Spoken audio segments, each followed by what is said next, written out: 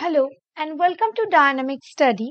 Today I will discuss about UGC NET paper 2 political science और आज हम करेंगे पॉलिटिकल साइंस के अंदर क्विज क्लास 58 और ये जो क्वेश्चंस होगा वो होगा 11 अक्टूबर 2022 के बेसिस पे। सो स्टार्ट करते हैं आज के लेक्चर को। तो पहला क्वेश्चन देखते हैं। So the first question here is that bureaucratics resist change. Bureaucratic जो थ्योरी है वो कभी भी चेंज नहीं चाहते हैं। सो ये थ्योरी किसके अकॉर्डिंग है? एंथोनी डाउन्स के अकॉर्डिंग, जूडिथ ग्रूबर के अकॉर्डिंग, थॉमसन के अकॉर्डिंग या रॉबर्ट के मार्टन के अकॉर्डिंग? सो ये जो थ्योरी है वो है रॉबर्ट के मार्टन, ऑप्शन डी के according. Okay, so right answer is option D. Next question देखते हैं। एसर्टेशन रीजन है। एसर्टेशन में क्या बताया गया है? Thomas Jefferson was determined not to remove public officials for political reasons alone. So Thomas Jefferson was determined, उन्होंने determine किया कि वो not to remove public officials को रिमूव नहीं करेंगे for political reasons, सिर्फ political reasons के लिए। रीजन क्या है? Malconduct is just ground for removal of public officials. So malconduct मतलब किसी काम को गलती से करना is a just ground, एक just ground है for removal of public official को उस पद से हटाने के लिए।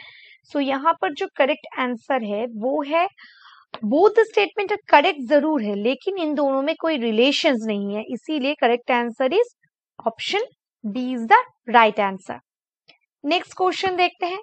Who is the author of the study of public administration? Study of public administration के author कौन है?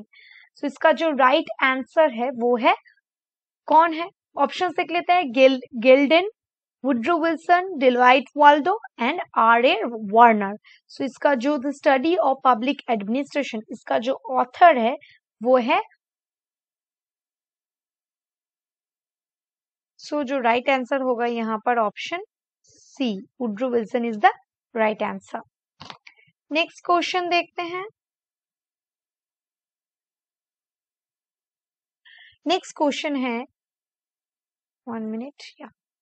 सो Verrier Elwin is associated with, वो किसके साथ रिलेटेड है? सो किसके साथ, किस थ्योरी के साथ वो रिलेटेड है? जेंडर स्टडीज के साथ, गांधीयन स्टडीज के साथ, ट्राइबल स्टडीज के साथ या इकोलॉजिकल स्टडीज के साथ? तो वो जिस थ्योरी के साथ रिलेटेड है वो है tribal studies. So right answer is option C. Okay, option C is the right answer. Next question देखते हैं। Which of the following are correctly match? इनमें से कौन सा करेक्टली मैच है? फर्स्ट देख लेते हैं, फर्स्ट ट्रैक डिप्लोमेसी, ये नरेंद्र मोदी के साथ जाता है। Project Mausam, Rajiv Gandhi. Look east policy, Narasimha Rao. Act east policy, Manmohan Singh. So correctly match कौन कौन से हो रहे थे? सो यहाँ पर ए और सी जो है वो फर्स्ट है, फर्स्ट ट्रैक डिप्लोमेसी और लुक ईस्ट पॉलिसी, ये दोनों करेक्टली मैच है। So A and C is the right answer, option C is the right answer. Next question, यहाँ पर कंपैरेटिव पब्लिक एडमिनिस्ट्रेशन के बारे में कुछ स्टेटमेंट है, कौन सा सत्य है बताना होगा। CPA focused on the structure, process, behavior, roles and impact of public administration system at the international level. So CPA focus करता है जो स्ट्रक्चर है, प्रोसेस है, बिहेवियर, उसका रोल, उसका इम्पैक्ट पब्लिक एडमिनिस्ट्रेशन में इंटरनेशनल लेवल में ये बताता है। कॉम्पिटिटिव एडमिनिस्ट्रेशन ग्रुप जो है वो सेटअप हुआ था 1963 में। ओके, कैग जो है वो फाउंड हुआ था अमेरिकन पॉलिटिकल साइंस एसोसिएशन के द्वारा। Fredericks was the chairman of CAG from its inception to 1970. जब शुरू हुआ तब से 1970 तक फेडरिक्स इसके चेयरमैन थे। सो कौन से स्टेटमेंट इसके अकॉर्डिंग करेक्ट है? So correct answer is A, B and D, option C is the correct answer. Okay, next question, following कौन से स्टेटमेंट सत्य है? फर्स्ट स्टेटमेंट में बताया गया है, the election commission of India conducts elections to the state assemblies. जो election commission of India है वो इलेक्शन को कंडक्ट करवाते हैं स्टेट असेंबली में, राज्य विधानसभा में, विधान परिषद में। द स्टेट इलेक्शन कमीशन करवाता है। नेक्स्ट है the state election commission conducts panchayat and municipal election. जो पंचायत और म्यूनिसिपैलिटी के इलेक्शन है वो कंडक्ट कराता है state election commission. If there is any dispute regarding the election of the president, decisions of the election commission would be final. अगर president के election को लेकर कोई प्रॉब्लम है तो इलेक्शन कमीशन का सिद्धांत ही चरम है।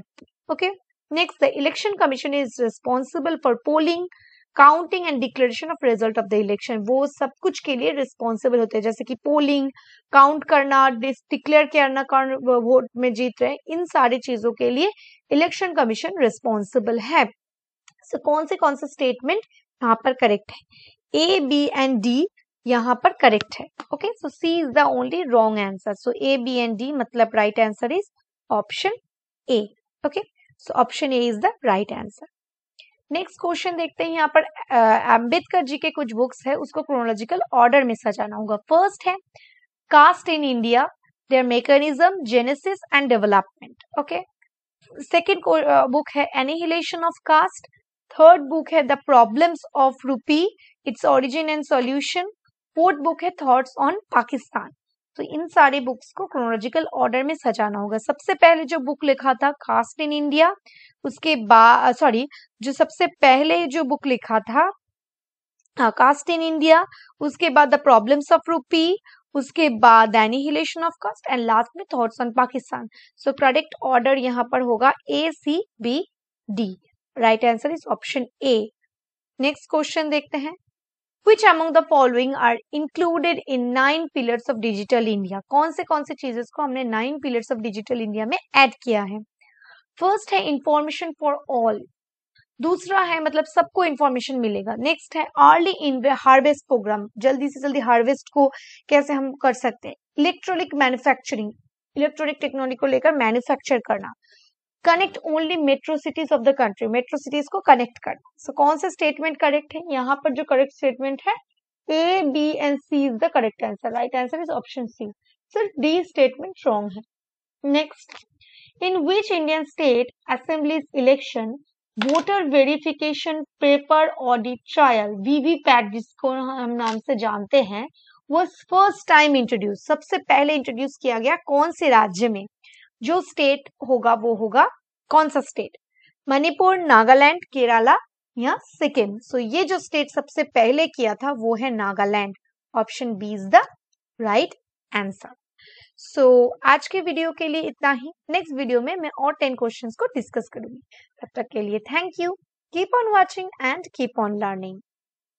And if you have any queries related to this topics, please comment below.